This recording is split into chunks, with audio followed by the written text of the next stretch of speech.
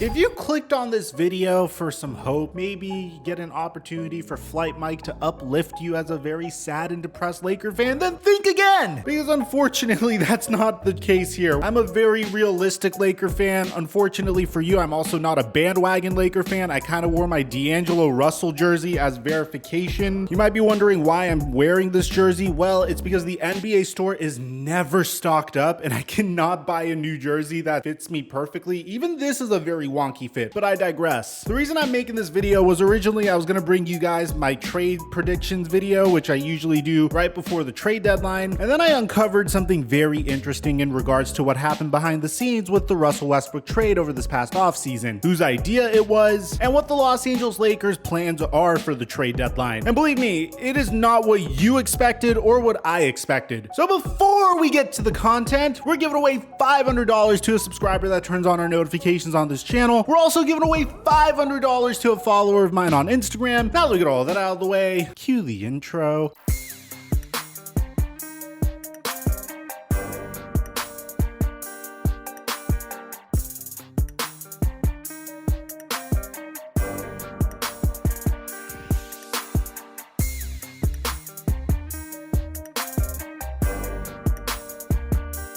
Oh man, you guys know I'm like a world expert at doing this. It's time to make our picks for Bounty Sports. Now here's the real cool part about this, man. It's a $4 entry fee, but when you use my promo code TheFlightMike when you're signing up, then you get a free $5 to enter the contest. And you can win up to $1,008 in total prizes, so you might as well just go ahead and sign up with my promo code because what do you have to lose? So this is multiple sports, man. Here we go. We got the Oilers versus the Canadiens. Let's go with the Canadiens. We got the Devils versus the Carolina Hurricanes. I'm going to go with the Devils. We got the Vegas Golden Knights versus the Tampa Bay Lightning. I'm going to go with Vegas. We have Toronto versus Detroit. We're going to go with Toronto. Buffalo versus Arizona. I'm going to go with Arizona. Vancouver versus Calgary. I'm going to go with Vancouver. And this is something I'm a little bit more familiar with, the NFL picks. All right, the Bengals versus the Chiefs. I can't pick against the Chiefs. The 49ers versus the Rams. I really hope the Rams win. We got the Celtics versus the Pelicans. Man, all right, we got to go with the Celtics. The Pacers versus the Mavericks. The Pacers are a fair bet. We got the Sacramento Kings versus the Sixers. I'm going to go with the Sixers here.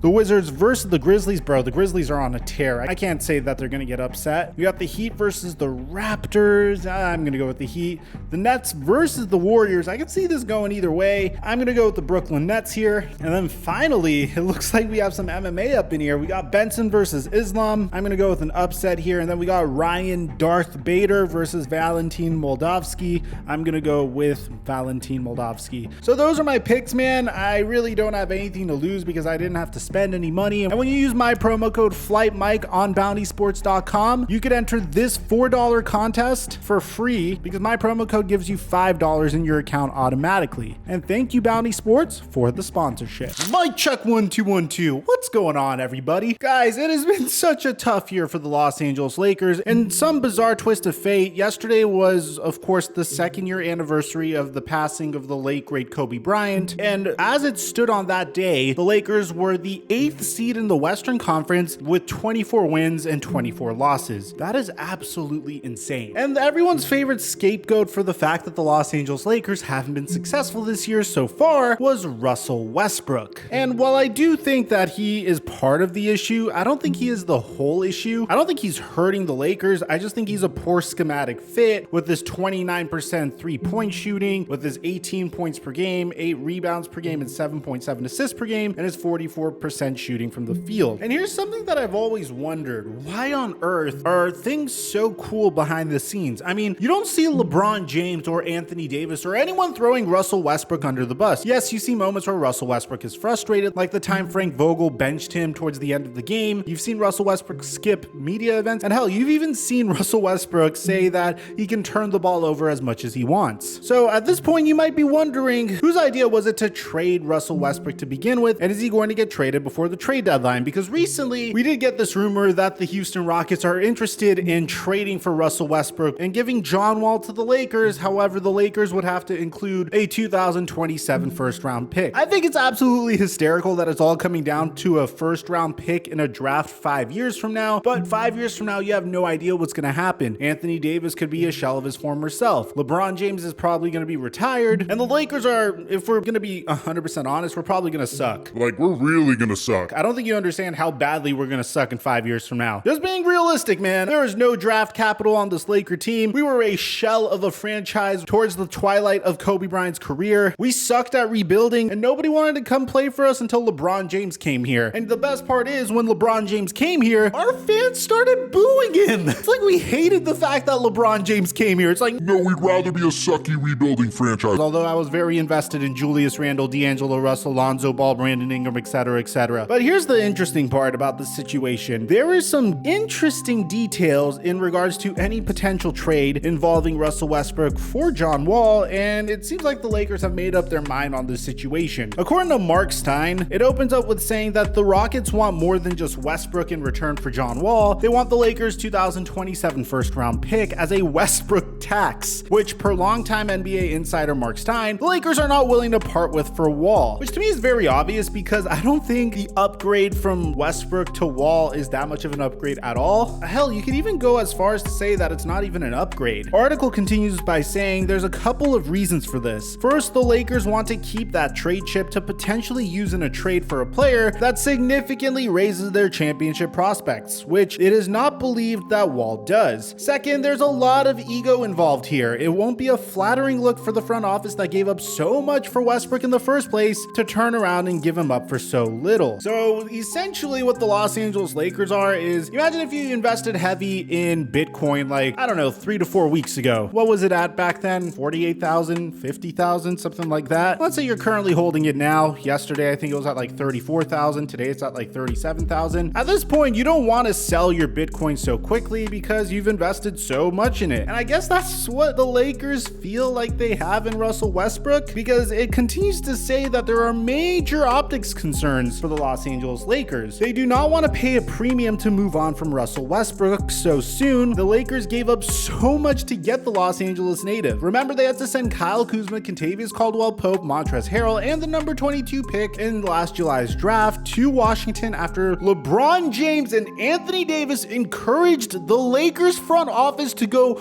all in on Russell Westbrook rather than proceed with general manager Rob Pelinka's plans to trade for Sacramento's Buddy Hield. Oh my God. I don't know if Rob Pelinka's camp put this out there or not, because I was thinking that this was kind of Rob Pelinka and LeBron James. It seems like they're trying to say, hey, this was LeBron James and Anthony Davis's idea. I honestly thought from the get-go it was, because LeBron James is, admittedly so, not the greatest general manager. I mean, he's had moments where he's put together some pretty awesome teams, and he's had moments where he's just put together terrible teams. And a lot of people make fun of the fact that he played general manager throughout his career, but you have to also understand that this man literally spent the first 7 years of his career in Cleveland, where the general manager let Carlos Boozer walk away, and the greatest help that he was ever able to get in Cleveland was in the form of Larry Hughes and a Shaquille O'Neal that was way past his prime. As a result, LeBron began playing GM a little bit, and sometimes he hits home runs, like pushing the Lakers to trade for Anthony Davis and having Rich Paul kind of hypnotize Anthony Davis to come here instead of New Orleans is an example of a great move that LeBron James made. But in this instance, trading all of your depth for a player that shrinks the floor when you are heavily dependent upon three-point shooters to be playing around you was not the greatest idea. Now, the article continues to say that barring the emergence of an expanded trade construction that involves 3 or more teams, or allows for a Westbrook for Wall exchange without including the precious draft pick, which is LA's clear preference, sources say is to bank on Russell Westbrook finding another gear in the second half like he did for the Washington Wizards last season. It likewise must be noted in fairness that the Lakers, who awoke Wednesday mired at number 8 in the West at 24-24, have had James, Davis, and Westbrook healthy and in uniform together for only 16 games. So Ramona Shelburne then continues to say that the Los Angeles Lakers don't have any choice but to give LeBron James, Russell Westbrook, and Anthony Davis the rest of the season to figure it out. It makes a lot of sense here, man. They really went all in when it came to the Russell Westbrook trade. They traded a lot of depth for him. And personally, I honestly think they would have done just fine if they kept Dennis Schroeder on a smaller contract, brought back Montrezl Harrell, Kyle Kuzma, and Kentavious Caldwell-Pope, and maybe maybe invest in some more depth. I mean, damn, imagine if this team had Spencer Dinwiddie. Imagine if this team went out and got a player like Patty Mills coming off the bench. Or hell, imagine if this team actually had a legitimate center other than DeAndre Jordan. I like the fact that some teams are starting to be a little bit more aware that going out and just pairing 3 stars together isn't necessarily the greatest idea. You look at the Golden State Warriors and they opted just for depth. And they are so freaking deep that even their rookies are playing out of their minds at this point. And they have a winning culture that was able to last for the last 8 years. And when they're fully healthy, they've always been competitive. So I don't know about this, man. This is kind of something that was obvious to me, maybe not as obvious to some other Laker fans. But I'd like to hear what you have to say. Aside from that, I'm your boy Mike, and I'm dropping our mic until our next upload.